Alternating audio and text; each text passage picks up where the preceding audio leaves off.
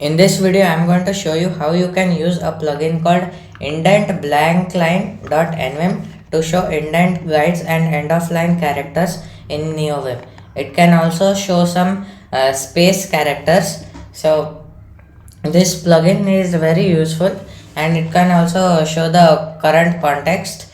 This is you can get rainbow colors also. You can add custom highlights and also you can show the current context. Okay, so first let's install the plugin. Here at the top they have given the command. I'll just open my init.lua file and then plugins folder /init.lua and I'll paste this. Now I'll restart NeoVim and do packer sync to install the plugin. Until that time it installs, let's just copy this require section for the setup and let's create a new folder called blankline-config/init.lua.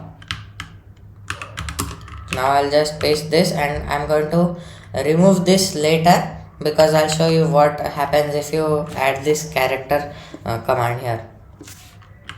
And now if we if we open NeoVim only, it shows all these indentation lines. We don't want that.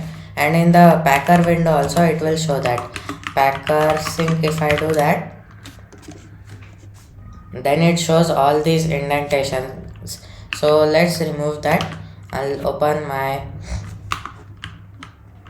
blank line config and then let's do file type underscore exclude equals, we want dashboard nvim tree because we already have indentation over there. Nvim tree like this, here indentation we already have it, so we want to ignore that. And we also want to ignore packer window.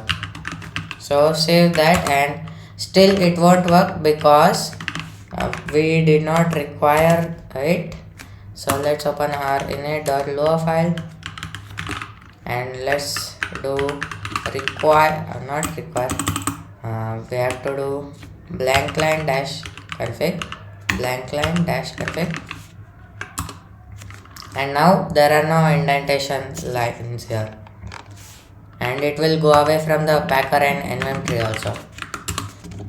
Okay, now I'll show you what that character keyword did.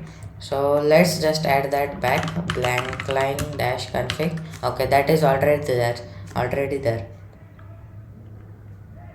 So let's go here, and here this single line is shown, but if I remove this,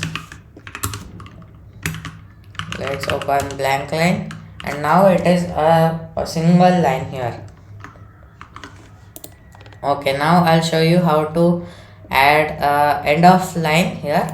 So we can just copy paste this into our options/init.lua and I'll just paste it here and open my blank line config.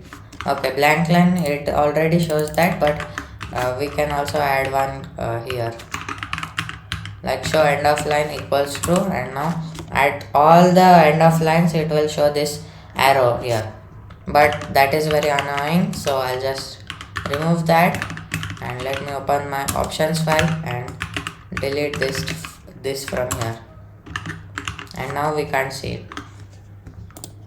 Now let's add a characters for spaces here like this.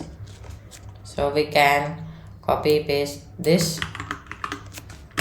options/init.lua. Let's me undo that and I'll paste it here. And if I open NeoVim again and let's go to diagnostic science, here these spaces are there. Let me go to another language servers. Now here we can see all these icons like this. but I don't like that also. You might like it, you can keep it, but I'm just going to remove it from my options /init.lua. And now let me open my blank line config again. Now I'll show you how to add the rainbow colors. So we can just copy paste this here.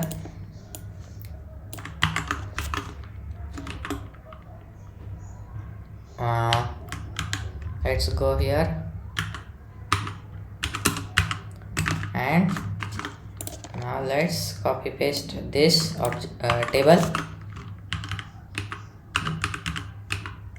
Okay, now if I reopen NeoVim and let's go to language servers, now we can see all these one dark colors. You can change the colors, but I don't like to use this also. You might use it, it is your choice, but I'll show you a better way that is very helpful than this.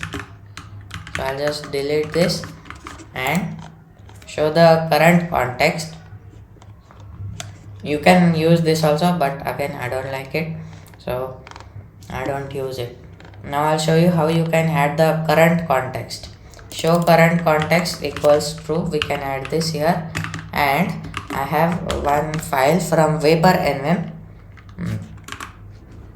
I'll just vertically split that, and here let's copy this context patterns, and I'll paste it here. Context patterns, class, return, function, method, if, while, JSX element, for, object, and all these are there.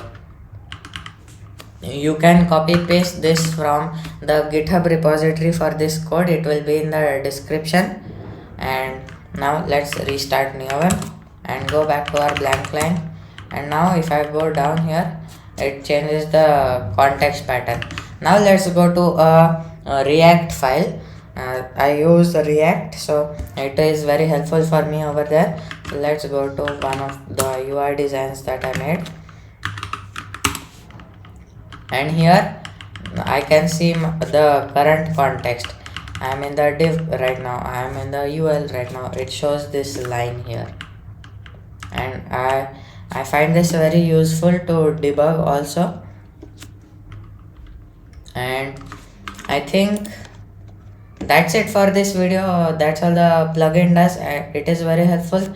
It will be in the description, and all of this changes which I made, you can find it in the GitHub repository in the description. And if you learned something new from this video, like the video and subscribe to my channel. And if you want to ask some questions, then you can put it in the comment section.